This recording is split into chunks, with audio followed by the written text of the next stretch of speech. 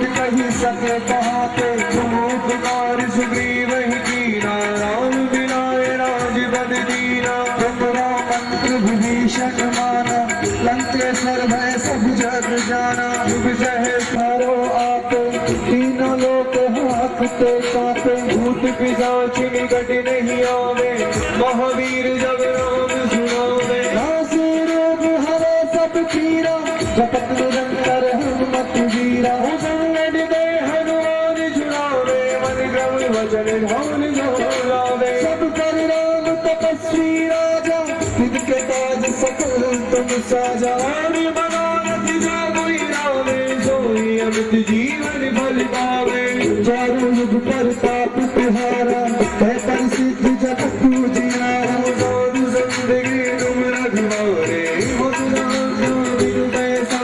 अष्ट सिद्ध नौ निधि के दाता, असवर दीन जानकी माता। राम रसायन तुम्हारे बासा, सदा रहो रघुपति के दासा। तुम्हारे भजन राम को पावे, जन्म जन्म के दुख विसरावे।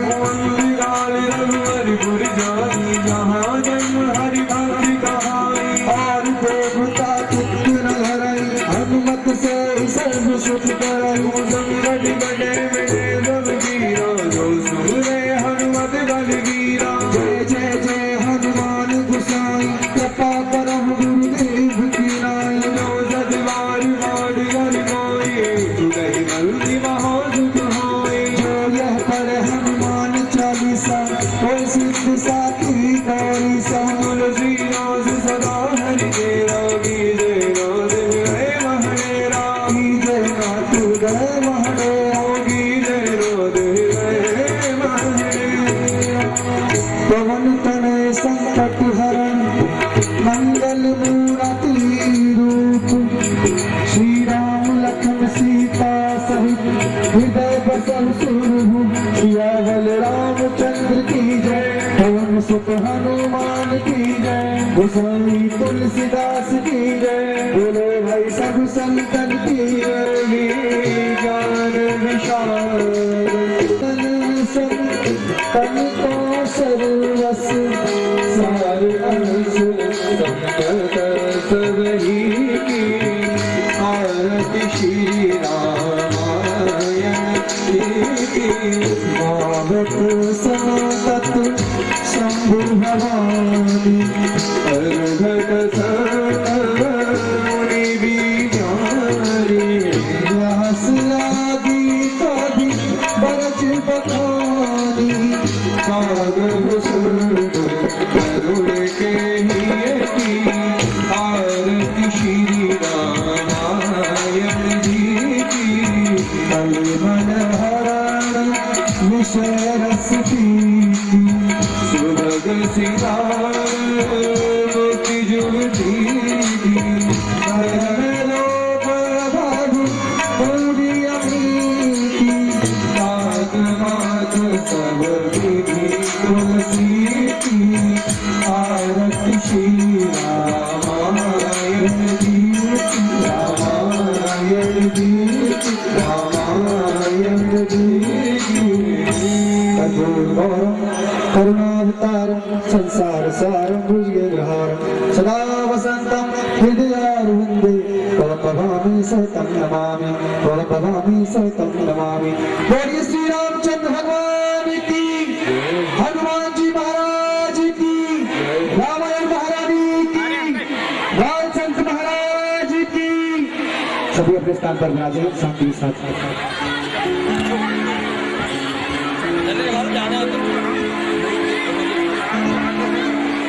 स्वागत कीजिए। उसके बाद जो बांसुरी बजा रहे रामू कुमार हैं, जोरदार तालियों से स्वागत रामू कुमार जी का।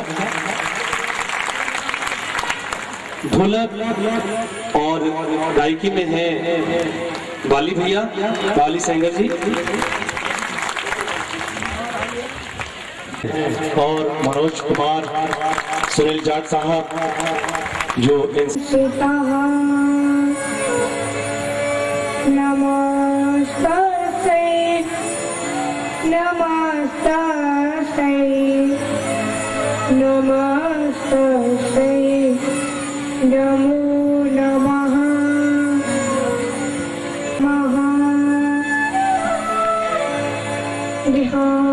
ध्यानमूलम् गुरुर्मूर्ति पूजामूलम्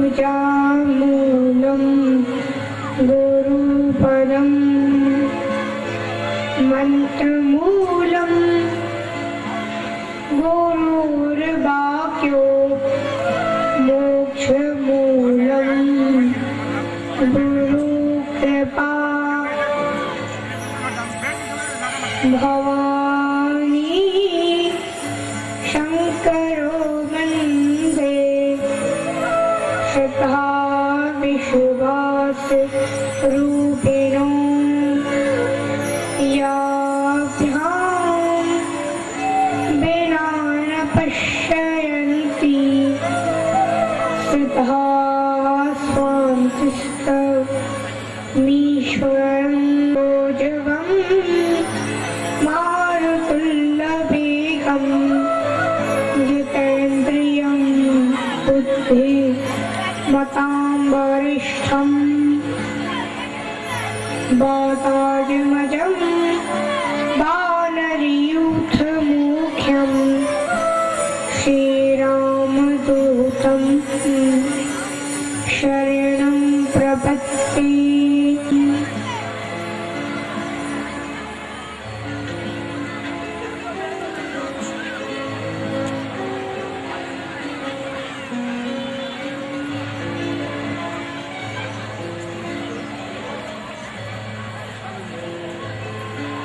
अखिल कोटिल ब्रह्मांड नायक श्री राघवेंद्र सरकार सर्व सिद्धिदाता संकट मोचन राम जी के प्रिय भक्त हनुमान जी महाराज भोले वाले भक्तों पर सदा कृपा करने वाले मेरे भोले बाबा राम कथा रूपी गंगा में स्नान करने और कराने वाली हमारे तुलसी बाबा के चरणों में कोटि कोटि नमन करते हुए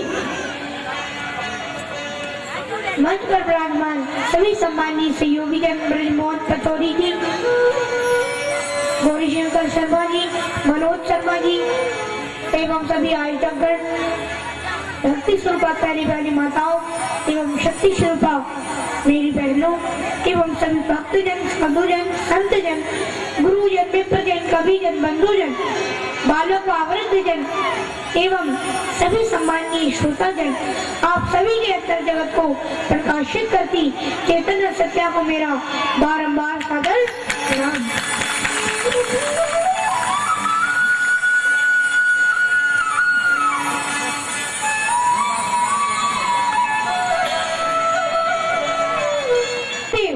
भूदेव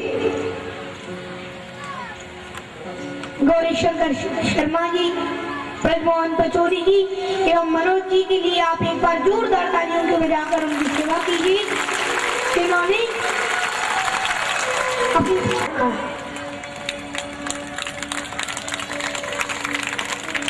सज्जनों, महान बाबू, कल तक हम लोगों ने खूब धूमधाम मचाया, खूब आनंद लिया, पर आज ऐसा नहीं है क्योंकि आज तो मेरे प्रभु श्री राम को राज तिलक की जगह वनवास हो जाएगा। तो आज आप सभी लोगों से निवेदन है, कृपया कर शांति पूर्वक कथा को श्रवण कीजिएगा और जो लोग सामने खड़े हो जाते हैं मेरा उनसे निवेदन है कि सभी बैठकर शांति पूर्वक पल भी पल बनाकर कथा का श्रवण कीजिएगा। और महान बाबू, सज्जनों, आज की कथा से हमको कुछ ना कुछ सीख तो लेना ही चाहिए। देखो, प्रभु श्री राम तो भगवान है, उनके चरण कमल तो वैसे ही पुष्पों पर कमल पर रखी रहती है, पर हम लोगों को सीख देने के लिए, केवल हम लोगों को सीख देने के लिए ही वो 14 वर्ष वनवास से नंगे पैर जंगल में और उन्होंने वनवास को भोगा पूरे 14 वर्ष तक। ये सब उन्होंने क्यों किया? हम सबको सीख देने की। तो सज्जनों, मान बाबू, इससे हम लोगों को ये सीख लेना चाहिए कि हमें कभी भी परेशानी, मुसीबत और कष्ट के वक्त कभी भी घबराना नहीं चाहिए, बल्कि डटकर उस मुसीबत का मुकाबला करना चाहिए। हमें कभी घबराना नहीं चाहिए। और आजकल के कुछ लोग तो क्या करते हैं, जब उन पे अगर थोड़ी सी मुसीबत आ जाए, थोड़ा सा ही कष्ट आ जाए, थोड़ी सी परेशानी आ जाए, तो वो तो सज्जनों भगवान को ही दोष देने लगते हैं। सज्जनों, हमें ऐसे समय में भगवान को दोष नहीं देना चाहिए, बल्कि सज्जनों, भगवान हमें कभी भी दुख नहीं देता, सुख दुख भगवान नहीं देते। हम सब अपने अपने कर्मों के अनुसार ही सुख और दुख भोगते हैं। काऊ न को सुख दुख कर दाता, निज कृत कर्म भोग सब भ्राता, भोग सब भ्राता। ऐसे समय में, परेशानियों के समय में हम लोगों को भगवान के नाम को जपना चाहिए, क्योंकि भगवान के नाम में तो इतनी शक्ति है कि उसने पत्थर भी काट दी।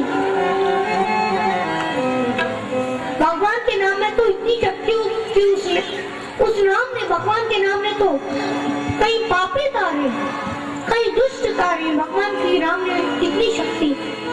तो अगर हम उस नाम का जाप करें तो हम इस संसार से भी तर जाएंगे। इसीलिए आइए हम लोग उन्हीं भगवान के इस नाम का जाप करते हैं। सभी मेरे साथ प्रेम एवं भक्ति के साथ तालियों की सेवा करके भगवत नाम का संकीर्तन कीजिए। राम जी के नाम ले तो पाथर बिताए, राम जी के नाम ले तो पाथर बिताए, राम जी के नाम में तो पाथर बिताए, राम जी के नाम में तो पाथर बिताए।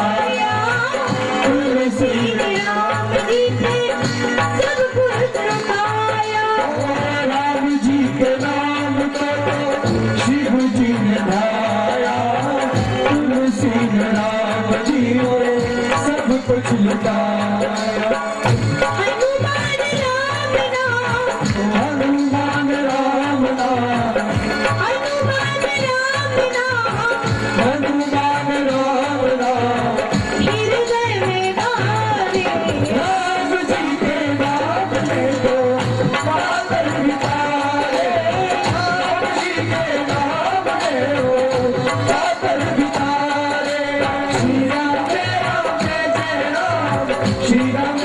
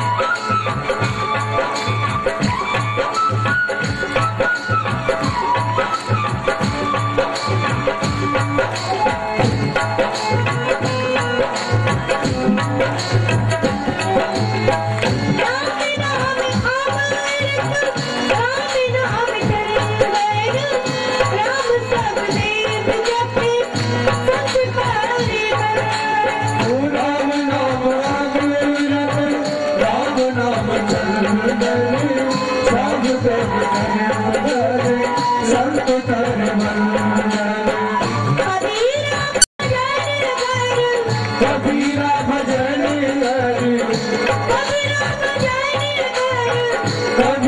भजन कर,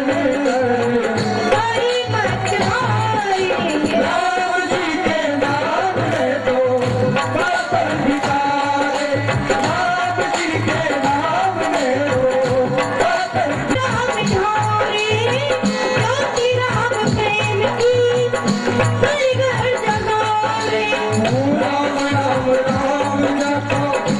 घर जगाओ रे, ज्योति राम प्रेम की घर घर जगाओ रे,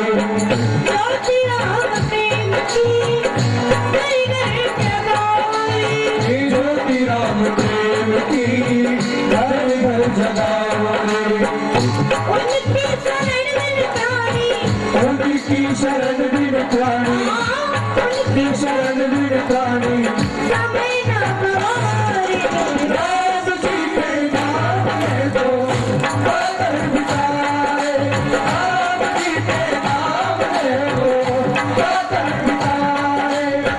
जो न भजेरा, जो न भजेरा, जो न भजे राम वो है, जो न भजे राम वो है, इसे बंदेगा राम जी के नाम में तो पागल बिताए, राम जी के नाम जय राम, श्री राम जय राम जय राम, श्री राम जय राम जय राम, श्री राम जय राम जय राम, श्री राम जय राम जय राम, श्री राम जय राम जय राम, श्री राम जय राम जय राम, श्री राम जय राम जय राम।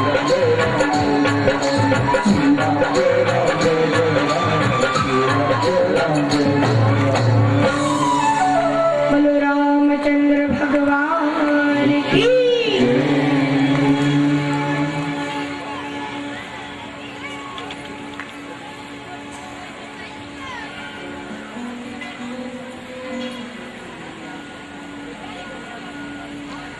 सज्जनों, प्यारी प्यारी माताओं बहनों, तो आइए कल हमने कथा को जिस प्रसंग पर विश्राम किया था, आइए आज उसी के आगे से प्रारंभ करते हैं। कल हम सब लोगों ने बड़े धूमधाम से भगवान श्री राम का विवाह उत्सव मनाया। इसके पश्चात जब बारात वापस आ गई तो सज्जनों, राम जी जब से अयोध्या वापस आए हैं तभी से अयोध्यावासी उनके विवाह की बात सुनकर बड़े खुश हुए। जब तेरा राम ब्याही घर आए, जब तेरा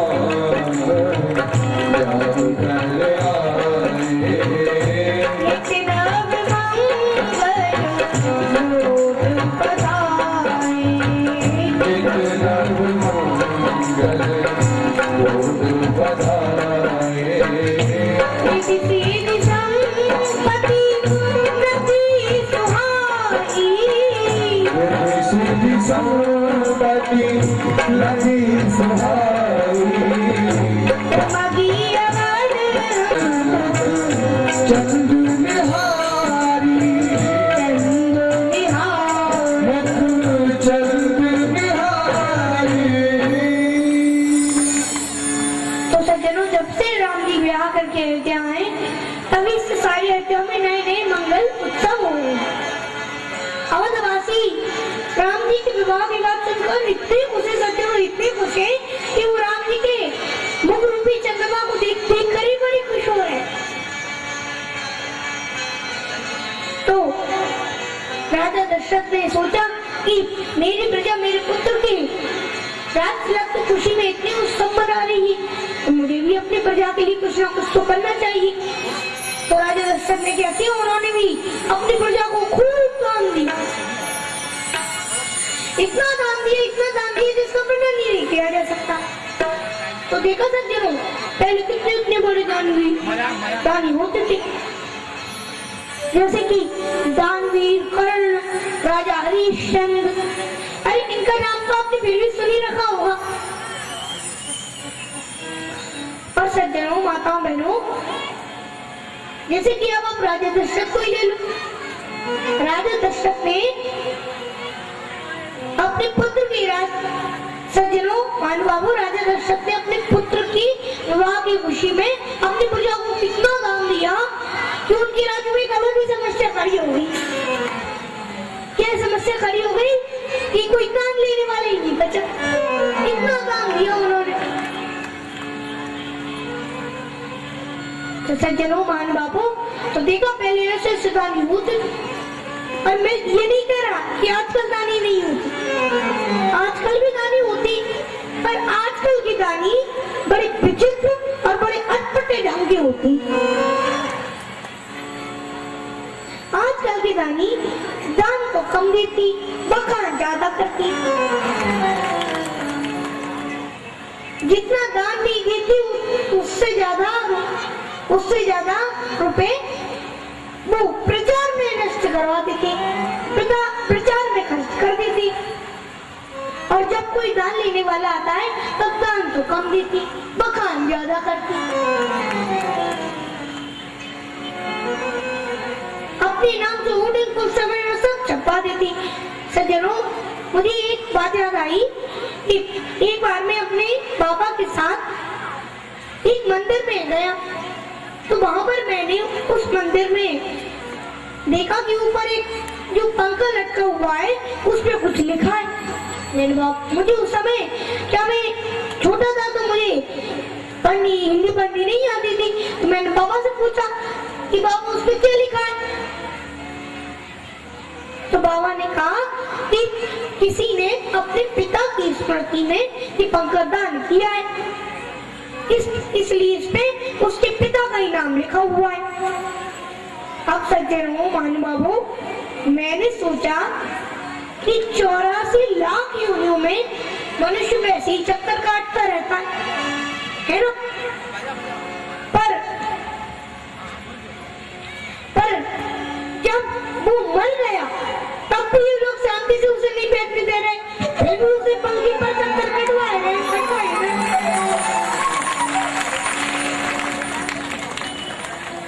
इसका मतलब सज्जनों देखो, दान तो दो पर बखान मत करो। क्योंकि सज्जनों देखो, धन की तो 3 ही गति होती। क्या गति होती? खाओगे पियोगे तो अंग लगेगा, दान करोगे तो संग लगेगा, नहीं तो भैया उसमें रखे रखे जंग लगेगा। और फिर भी धन पवित्र सेवा की, मन पवित्र कर दान, और धन पवित्र कर दान और मन पवित्र हरि भजन सो वो तो त्रिविध कल्याण। यानी कि तन की शुद्धि किससे होती है? स्नान करने से। धन की शुद्धि होती है दान करने से, और मन की शुद्धि होती है भगवान के भजन से। इसलिए सज्जनों, दान तो दो, और मैं तो कहता हूँ जरूर दो, बिल्कुल दो, पर उसका बखान मत करो। क्योंकि सज्जनों, दान का बखान करने से उसकी महिमा कम हो जाती है। इसलिए कभी दान तो दो पर बखान मत करो। अब सज्जनों, राजा दशरथ ने खूब दान दिया कि तभी एक समय की बात है, तभी ये घटना घटती है। क्या घटना घटती है कि एक समय सब सहित समाजा, एक समय सब सहित समाजा, राज सभा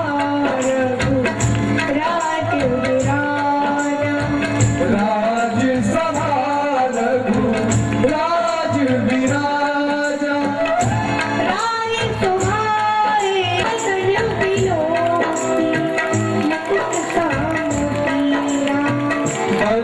मुकुट सब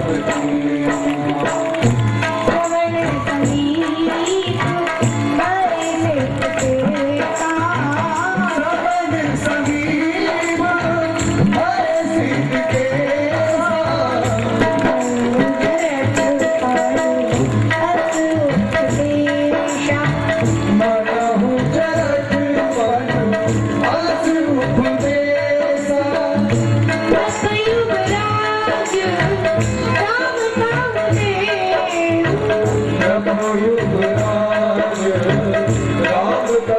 हो।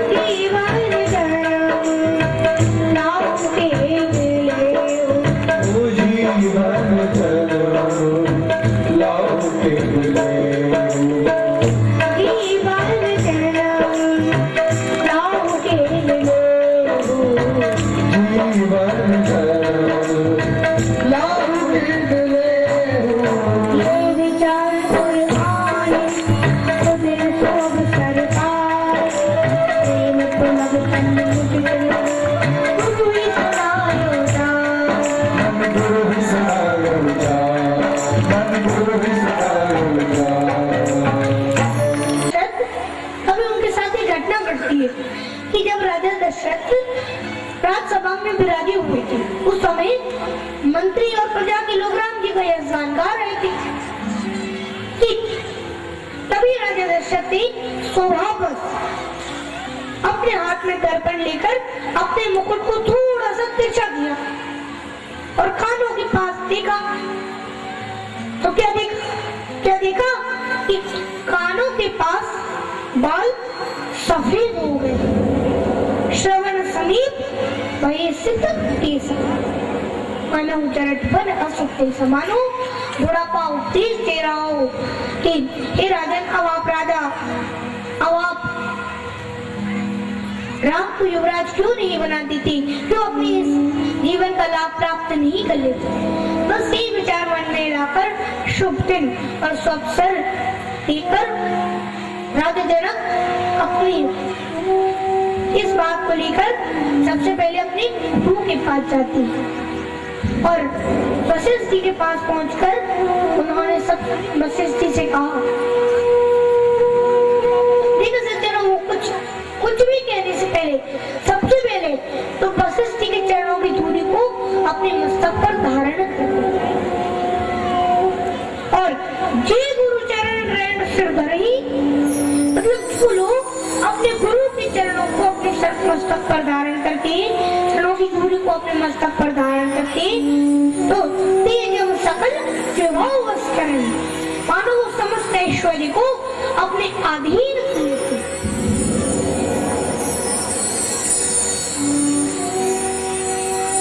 सज्जनों, महानुभावों, तो इस प्रकार राजा दशरथ अपने गुरु से सबसे पहले उनके चरण स्पर्श करके बोले कि नाथ राम करी हरि योग राजू, नाथ राम करी हरि योग राजू, करई कृपा करी करई समाज, कही कथा करी करी समाज, आई अचत येहू आई जाऊ, मोहि अचत लोचन लाहू, यही लोग सब लोचन लाऊ।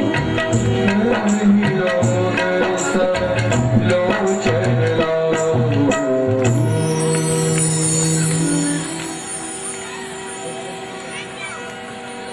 तो गुरु वशिष्ठ से राजन बोले कि अब हे गुरुवर, अब अगर आज्ञा हो आपकी तो राम को युवराज बनाया जाए। अगर मेरे रहते ये शुभ कार्य हो गया तो सभी लोग अपने अपने नेत्रों का लाभ प्राप्त कर सकेंगे।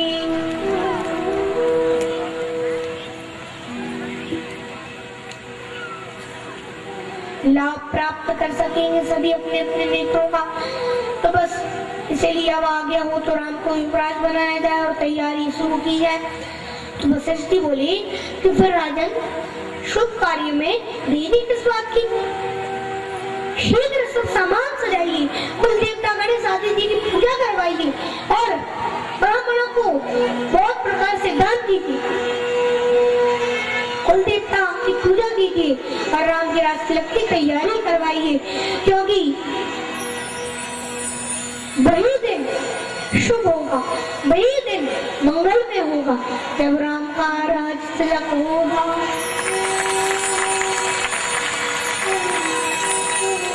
तो इतना सुनते राजा प्रसन्न मन से दशरथ जी अपने भवन में वापस लौट आती और दरबार में सबको राम जी के राज तिलक की बात बताती तो सब बहुत प्रसन्न हो गए और उन्होंने कहा कि शीघ्र सब सामान सजाइए, कुल देवता की पूजा कीजिए, ब्राह्मणों को बहुत प्रकार से दान दीजिए और राम के राज तिलक की तैयारी करो।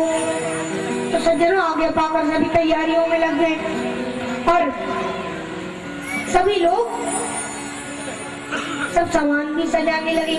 पूजे विप्र सकल गुणी, वेद न गुण कंड वे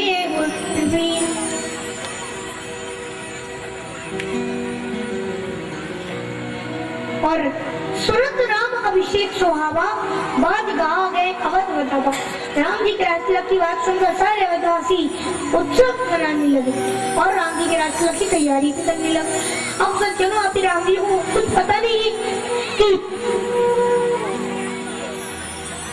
कि उनका राजतिलक होने जा रहा है, तो वो ये देखकर, यानी वो सोच रहे हैं कि अयोध्यावासी इतने खुश हुए हैं, तो उन्होंने सोचा जरूर भरत आने वाला होगा,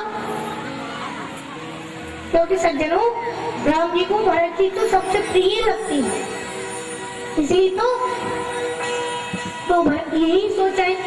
सज्जनों, अभी भरत जी महाराज कहाँ गए हुए, उनकी ननिहाल यानी कई देश गए हुए।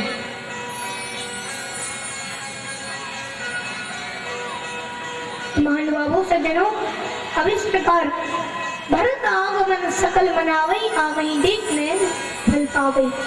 बस यही सोचकर राम जी ने सोचा भरत आने वाले, तो दूसरी तरफ सारे अवधवासी भी यही सोच रहे कि अगर इस समय भरत जी यहाँ होती तो वो भी राम जी को जब युवराज बनते देखती तो वो भी बड़े खुश होते।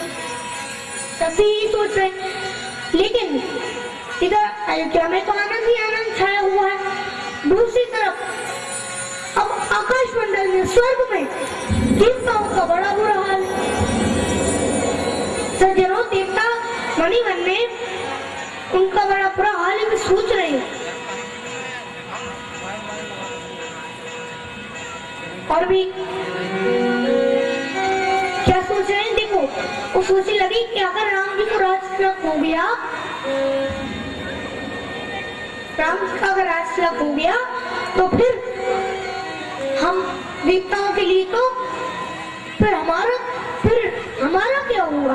अरे हम भगवान तो ये कह रहे थे धरती पर, ये कह के गई थी कि मैं राक्षसों का संहार करने के लिए धरती पर अवतार लूंगा, पर अगर भगवान राजा बन गए फिर तो वो संहार राक्षसों का कर ही नहीं पाएंगे।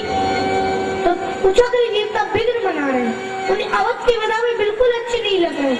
जिस प्रकार चोर को चांदनी रातें अच्छी नहीं लगी, उसी प्रकार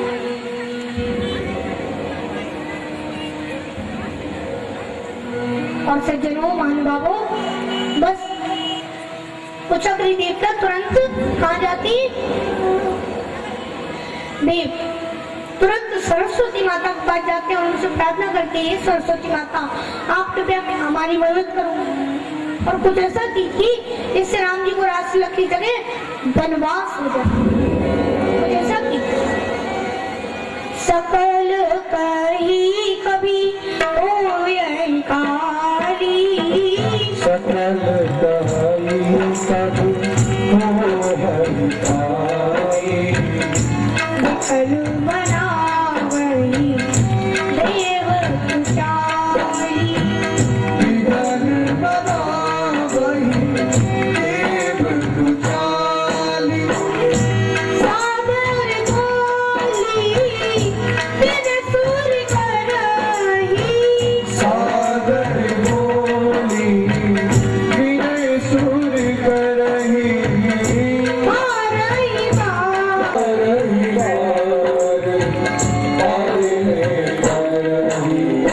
पति हमारी बिलोकी मातु करे सोया, राम चार बन राम होई सकल सुरकार, होई सकल सुरकार, होई सकल सुरकार।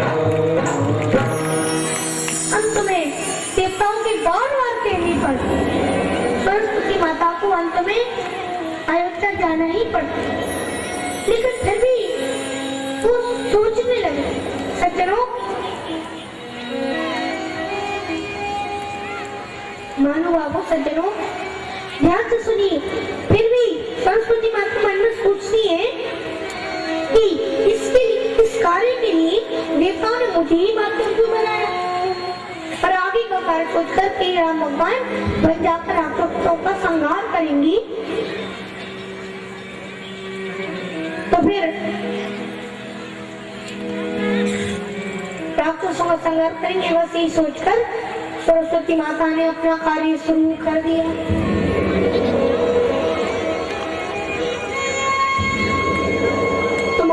बाबू माता सरस्वती ने क्या किया, उन्होंने सोचा कि मैं किसी ऐसे व्यक्ति को ढूंढती हूँ जो कि अयोध्या का नाम, क्योंकि जो भी अयोध्या का होगा वो राम जी के राजतिलक की बात सुनकर बड़ी खुश होगी और भगवान के भक्तों का अपमान नहीं करना चाहिए मुझे, इसलिए उन्होंने क्या किया कि वो ऐसे व्यक्ति को ढूंढने लगी जो कि अयोध्या का नाम।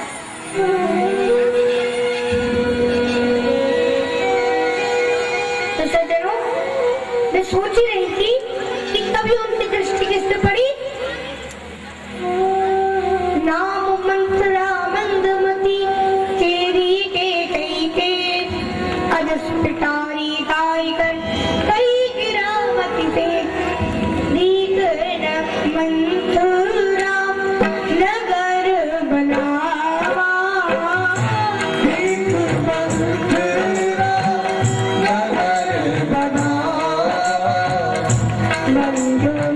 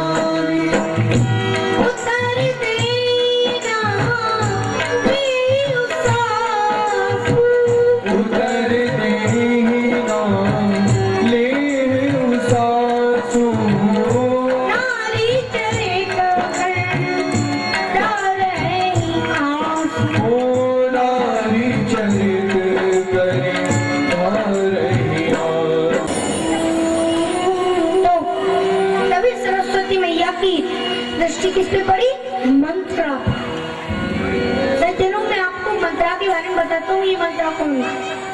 ये मंत्रा कैकेयी की एक दासी जो कि राजा दशरथ को कैकेयी के पिता ने दहेज के रूप में दी थी ये दासी। तो राजा दशरथ ने क्या किया, राजा दशरथ ने बाबू तब राजा दशरथ को कैकेयी की दासी बना दिया। तो ये है मंत्रा। अब सज्जनों, मंत्रा ने देखा, सरस्वती मैया ने जैसी मंत्रा को देखा तो उसकी मति पलट दी। अब मंत्रा ने देखा कि लोग इतने खुश हुए, इतने बधाई, कितने लोग उत्सव क्यों मना रहे हैं, कितनी तैयारी कर रहे हैं। उन्होंने से पूछा कि भाई ये उत्सव क्यों मनाया जा रहा है। तो पूछने पर पता चला कि राम जी का राजतिलक मनाया जा रहा है, उसकी तैयारी हो रही है। तो इतना सुनते तो सज्जनों, कुबड़ी का हृदय बड़ा उदास हो। और मंत्रा क्या करती है, मंत्रा का हृदय जल होता और फिर मंत्रा कैकेयी के पास जाकर, यानी भरत की माता के पास जब सीधी जाती और वही उसके पास जाकर क्या करती है कि उसके पास आकर बैठ जाती। तो जब कैकेयी ने मंत्रा को इतना उदास देखा तो पूछा कि अरे कुबड़ी, आज तो इतनी उदास क्यों है, बता। तो सज्जनों, मंत्रा कोई उत्तर नहीं देती, बल्कि वो तो नारी चरित्र करते हुए आंसू डालने लगी। उतर नती नली सासू नारी चरित्र कर रही है, नाटक करते हुए।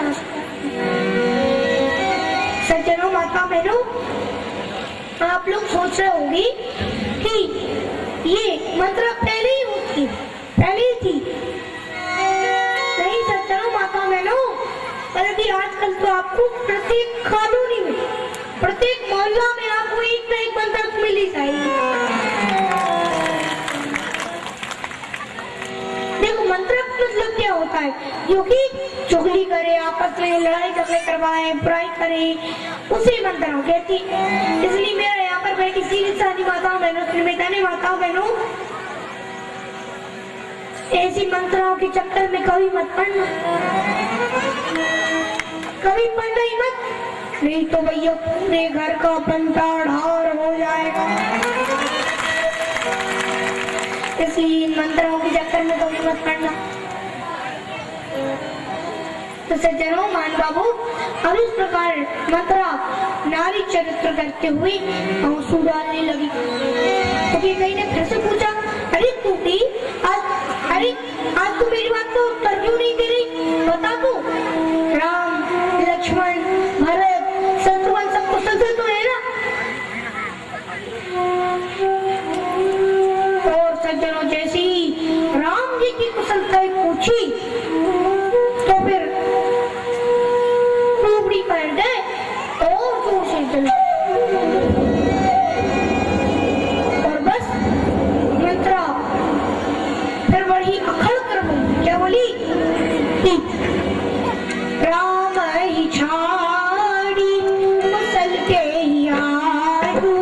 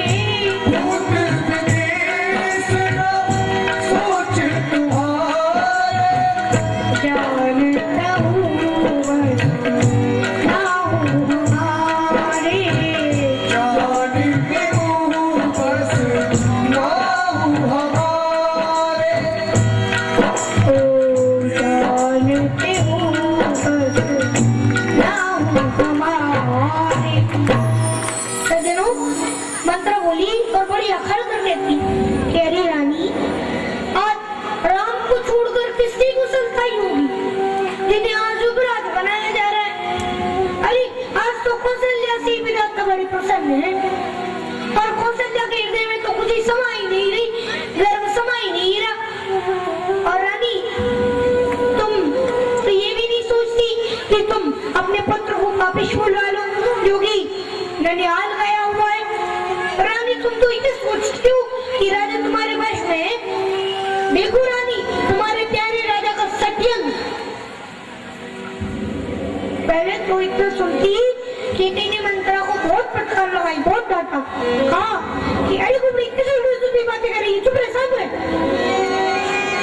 तो सज्जनों, रानी की फटकार सुनकर मंत्रा और अकड़ बोली। क्या बोली? कि कौन होई हमें कहाँ दी छे चालिया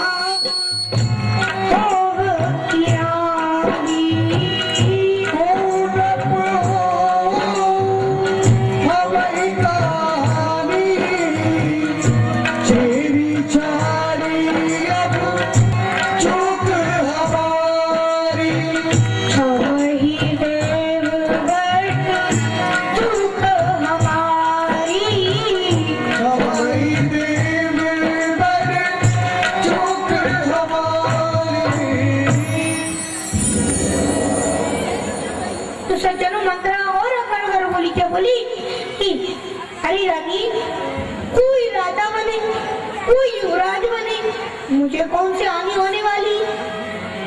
क्या मैं दासी छोड़ के रानी बनने वाली हूँ क्या? और रानी तुम तो सोचती हो। वो बोली कि रानी, मैं तो तुम्हारे भले की बात कर रही थी, क्योंकि मुझे तुमसे तुम्हारी बुरी गतिविधि की नहीं जा रही थी, इसलिए मैं तो तेरे रानी भली की बात कर रही थी। पर रानी, तुमको तो हमारी बात बुरी लग गई। तो रानी, ठीक है, हमसे गलती हो गई, हमें माफ कर दो, हमसे गलती हो गई, भूल हो गई।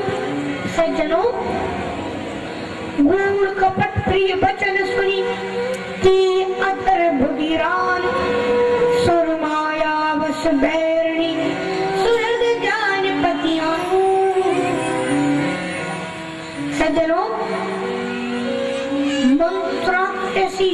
गुण कपट की चिकनी चुपड़ी बातें सुनकर यहाँ तक कि देवलोक के माला के वश होकर केकई की बुद्धि भी चकरा गई और केकई भी मंत्रा की आधार बातों में फंस और केकई मंत्रा को शपथ दिवाकर देने लगी। भाभी बस प्रतीत हो रही पूछ रानी कुली शपथ दिवाई और वो बोली कि रानी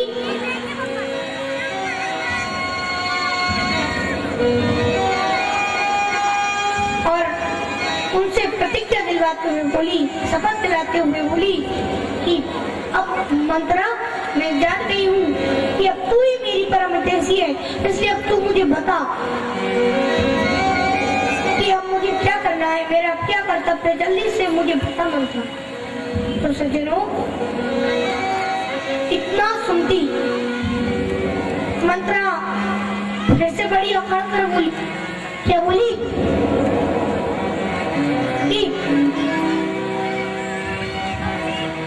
कि अरे रानी भाविक बस प्रतीत हो रही पूछ रानी तुम शपथ दिवाई।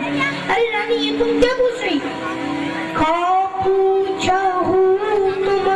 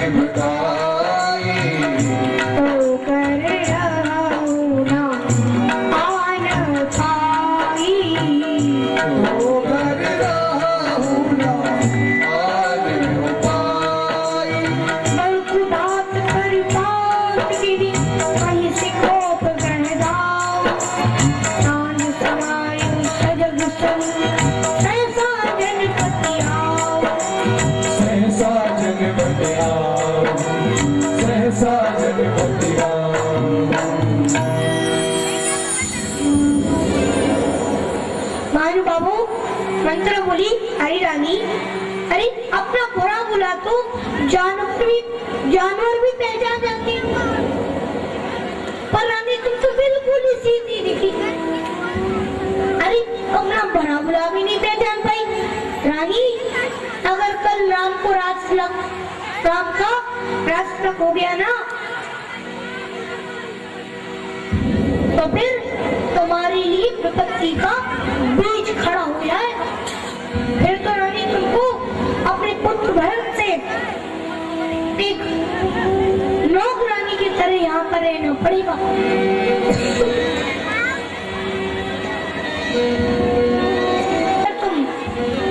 तुम्हें एक नौकरानी की तरह फिर इस राजमहल में रहना होगा। और अगर नहीं रहोगी तो जिस तरह दूध में से मक्खी को बाहर निकाल दिया जाता है, उसी तरह तुम्हें इस राज्य से बाहर निकाल दिया।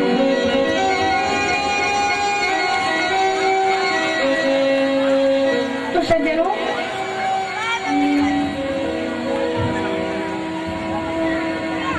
सभी शांतिपूर्वक ध्यान से कथा को सुनिए।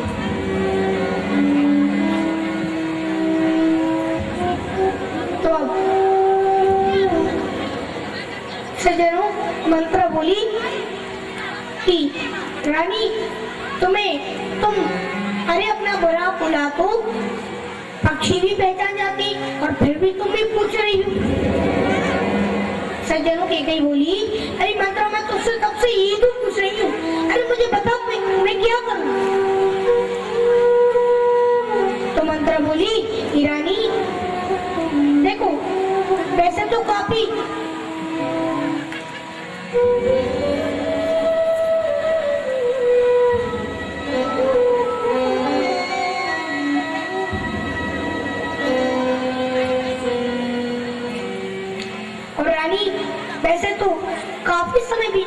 पर अभी भी एक रात बाकी, और रानी इस एक रात में भी काफी कुछ हो सकता है।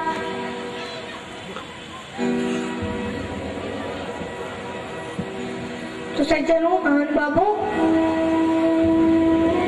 मंत्र बोली कि रानी ध्यान करो, तुमने एक बार देवासुर संग्राम के समय में राजा दशरथ की प्राण बचाए थे। तो उस समय राजा दशरथ ने तुम्हें एक वरदान दिया था, एक वर दिया था। क्या वर दिया था? कि उन्होंने तुमको 2 वरदान मांगने की कहा था, कोई भी।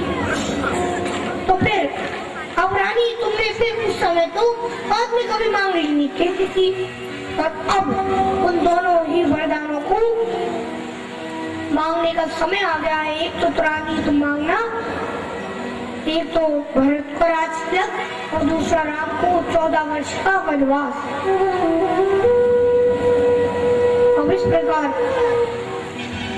मंत्रा बोली कि रानी अब इसके लिए तो तुमको अपना सज्जनों मानवाओं के गई कह रही है कि अब मंत्रा इसके लिए मुझे क्या करना होगा। मंत्रा बोली कि रानी तुम इसके लिए अपना श्रृंगार उतार, बिल्कुल सादा वस्त्रों में फटे फटाए कपड़े पहन के खूब भवन में जाना होगा, और वहां पर तुम राजा की बातों में तुरंत मत आ जाना। जब तक वो राम की सौगंध न खा ले, शपथ न ले ले, तब तक तुम ये 2 वरदान उससे बिल्कुल मत मांगो, नहीं तो सब कुछ गड़बड़ हो जाएगी, फिर कुछ भी नहीं होगा। सज्जनों, अब जैसा मंत्रा ने बताया था कि कहीं ने वैसा ही किया।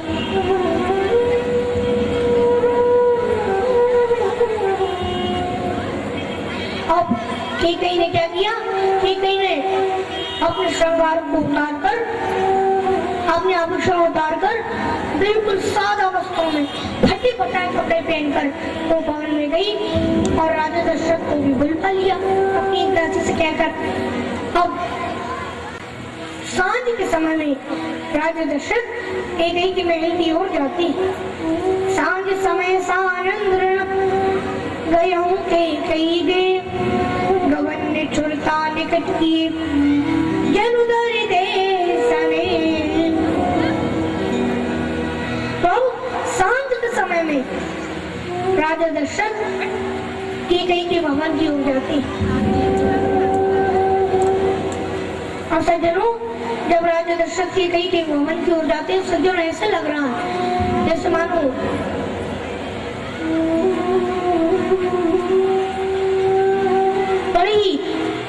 जैसे मानो कोई निष्ठुरता की ओर बढ़ता चला जा रहा है। अब राजा दशरथ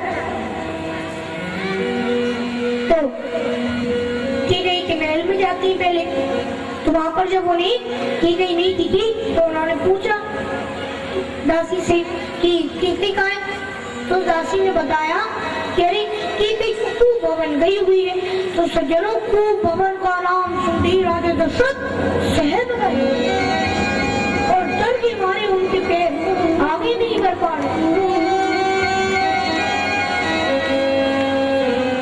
पर फिर भी राजा दशरथ अपने अपन नियंत्रण करते हुए जैसे ही को भवन पे पहुंचे, तो वहां पर जाके राजा ने जैसे ही की गई थी जो हालत देखी, उसे देखकर राजा बहुत दूर डर गए। फिर भी रानी कई को हाथ लगाती, कई को हाथ लगाती, लेकिन कई राजा का हाथ झटके से हटा देती है और ऐसे घूर घूर के देखती है जैसे मानो क्रोध में भरी हुई नागिन दिखती है। इस नागिन के कोई मानो 2 वरदानों की वासना हो, उसके 2 वरदानों की वासना मानो जो उसके दांत हो, और वो इधर उधर काटने के लिए मौके की इधर उधर तलाश में घूम रही।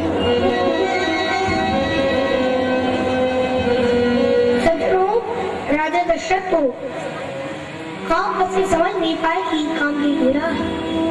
कही है तू रानी वीर सार परसत पानीपत ही निवारई मानव सरस भुअंग भावनी समभाति निहारई दो वासना रसना दसनवर मरम ठाउर की कई तुलसी न बलिभवदन तावस काम कौतुक लेखई काम कौतुक ले कई काम कौतुक लेखई।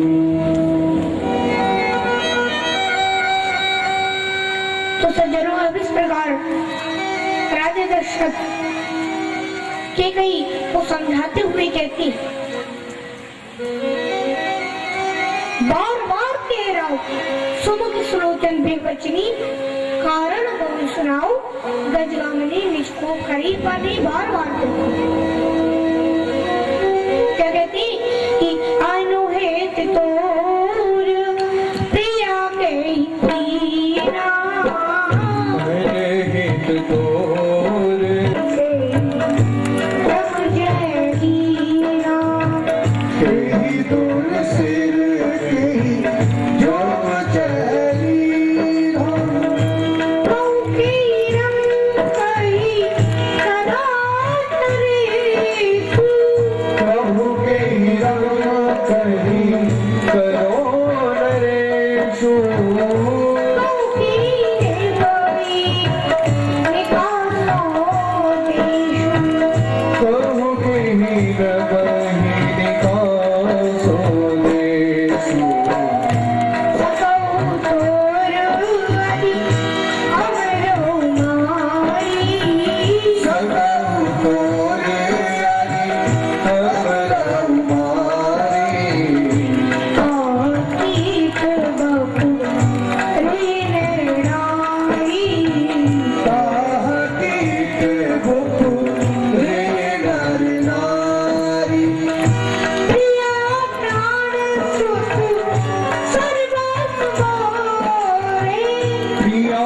प्राणी सुख सर्वसु मोरे परिजन प्रेजा सकल वास तोरी परिजन प्रजा सकल वस तोरे लोक चुकाओ अपन कोही जो चुका सत्य सत्य मोही भामिनी राहु सपत सत मोहि प्रियसी मांग बन पावती वाता विहसी मांगू मन भावती बाता सहज सहजई मनोहर गाथा ओ भूषण सजहि मनोहर गाता मनोहर गाथा मनोहर गाता।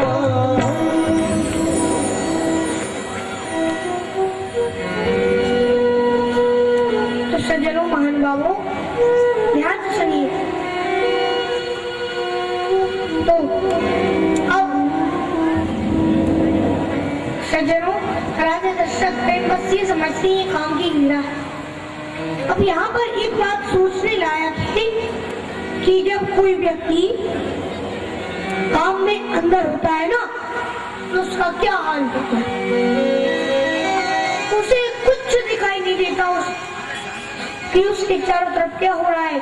उसे अपने बारे बुले का कुछ भी ख्याल नहीं करता और बस वो दिन रात काम वासना में ही डूबा रहता है। और इसी कारण वो एक दिन अपना और अपने परिवार का अपने कुल का सत्यानाश कर देता है।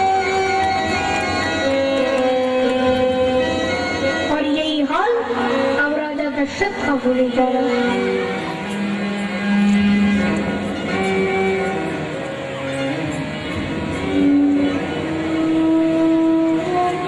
दशरथ का यही हाल होने जा रहा है। देखिए राजा दशरथ की कहीं से बार बार कहते हैं कि हे गजगामिनी, हे कोकिल बहनी, हे रानी, अरे मुझे तेरे क्रोध का कारण तो बता किसने तेरा बुरा लगता है उसे यमराज ने बुलाया। बोल रानी बोल, किस कंगाल को राजा बना और किसे देश निकाला? रानी, अगर तेरा शत्रु अमर भी होगा ना तो भी मैं उसे नहीं छोड़ूंगा। फिर भला एक कीड़ा मकोड़ों की तरह ये नजरानी कहाँ लगती? रानी,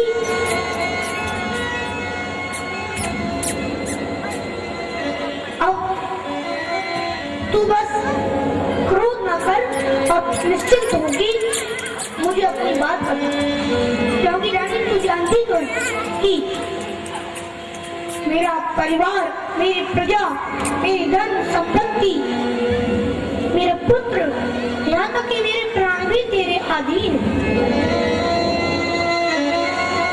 तो रानी, तुझे क्या चाहिए?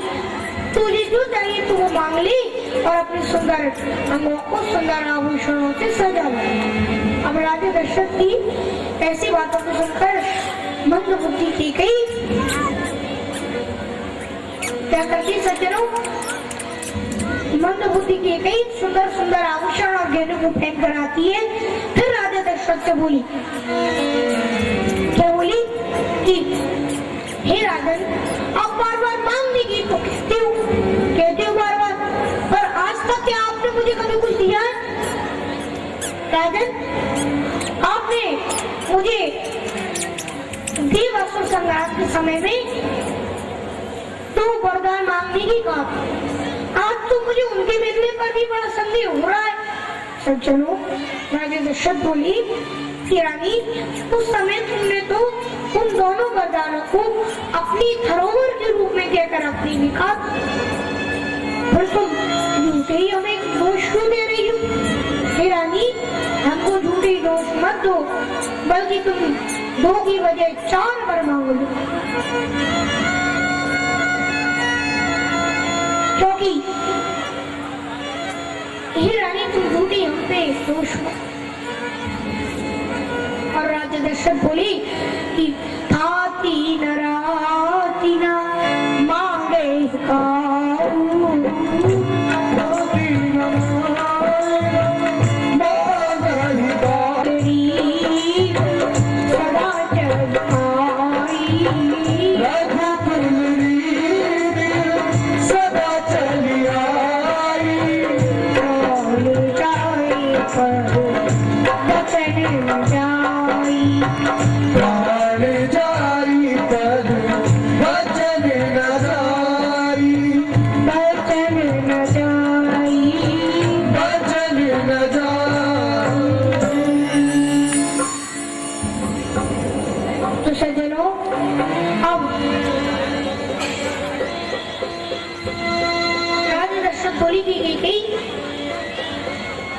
खुशी का मौका है, कल राम का राज तिलक होगा, तो इस खुशी के मौके पर तुम एक नहीं 2 नहीं बल्कि 4 वर मांगो। मैं तुमसे रानी ना नहीं कहूँ। तो सज्जनों के गई बोली कि मुझे तो बस आप अपने दोनों ही वरदान दो, मैं तो बस यही चाहिए।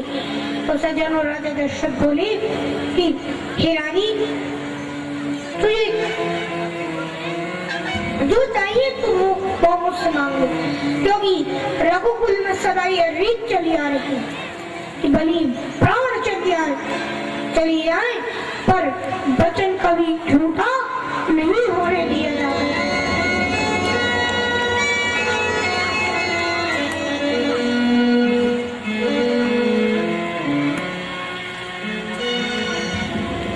तो सज्जनों, अब केकई ने इस प्रकार जब सोच लिया कि उन्होंने देखा कि राजा दशरथ ये कह रहे हैं कि हे रानी, तुझे जो चाहिए तू वो मांग ले, क्योंकि मुझे एक बार नहीं 100 बार राम की सौगंध खाकर मैं कहता हूँ कि मैं तुझे ना नहीं कहूँ। अब सज्जनों, मंद बुद्धि की कई ऐसी बातें सुनकर और यहाँ तक कि राम जी की 100 बार शपथ खाते थे राजा दशरथ को उसने अपने दोनों वरदान मांगने का सही समय जाना और वो अपने वरदान मांगने लगी और बोली, हे राजन, अपने अपने दो वरदान मांग रही हूँ, कृपया इन दोनों वरदानों को पूरा कीजिए।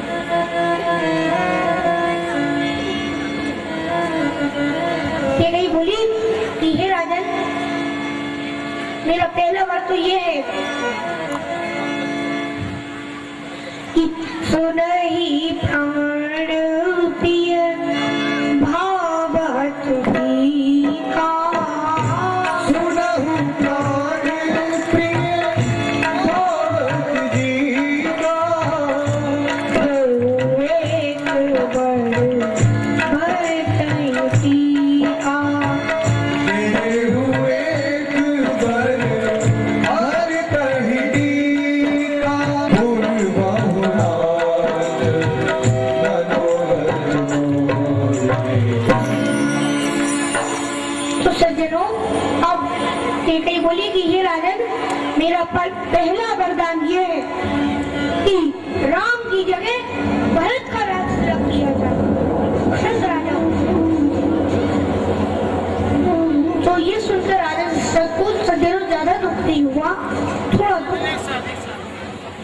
क्योंकि भरत जी भी तो उन्हीं से पुत्र हैं। अब फिर दूसरे वरदान को मांगते हुए कैकेयी बोली कि और राजन,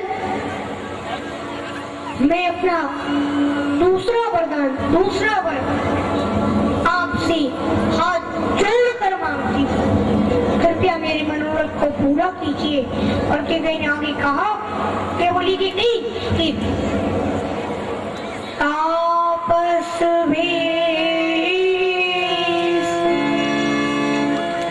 विशेष उदासी, 14 बरस राम बनवासी, तापस वेश विशेष उदासी, 14 बरस राम बनवासी। विवरण भाया विपट नर कालू, विवरण भया निपट नर पालो, कामिनी हरणेऊ मनहु तरु तालू, कामिनी हानेऊ मनहु तरु तालु, बोले राम कठिन कर छाती, आंसू सुहाती, हारी सविने तासु सुहाती, बड़ी सवीने तास सुहाती, हारी सविने तासु सुहाती, दिए बिन देहना दीवेन बारी, ये बिन वरुण बिन बारी, ऐसे रात बिनु नारी, ऐसी अनाथ दिया बिन नारी।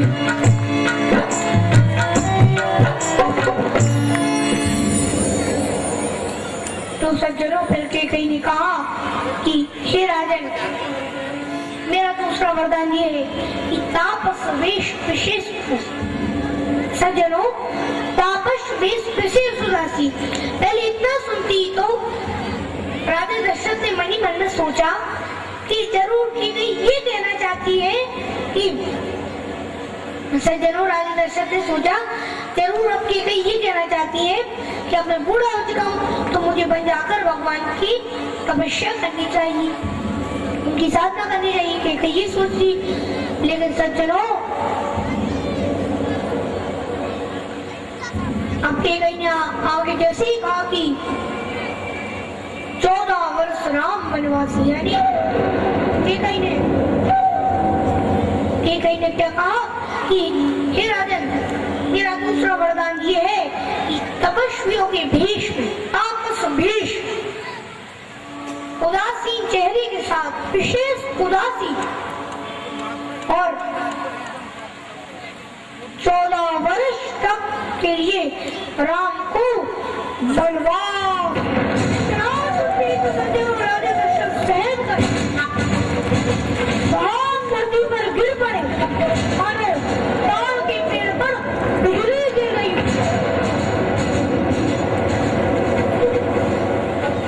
और राजा दशरथ कितना सुनते ही उनका बड़ा बुरा हाल हुआ। फिर भी वो अपनी गई को समझाते हुए बोली,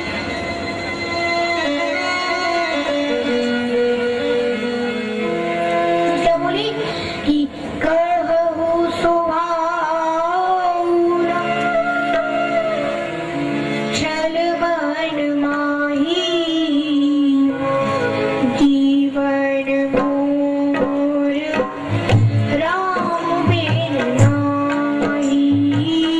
कहु सुभावना छल बन माही जीवन मोर राम बिनु नाही।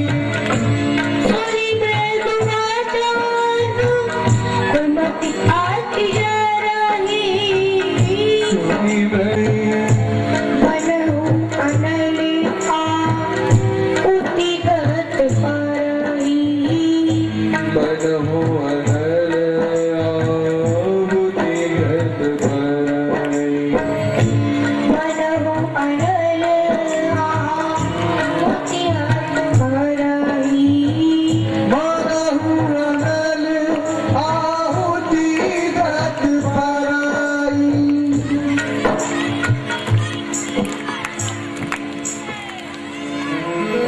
मानो बाबू, राजा दशरथ फिर भी कई को समझाते हुए बोले कि रानी, तुमने सोच समझ के वरदान नहीं मांगा है, तुम अभी अपना वरदान बदल लो, मैं ना नहीं कहूंगा। और सज्जनों, राजा दशरथ बोले कि पर कही तुम ये वरदान मत मांगो, मैं ये पर तुम्हें देंगे, क्योंकि मछली बिना पानी के रह सकती है, सांप बिना मणि के दिन दुखी होकर रह सकता है, पर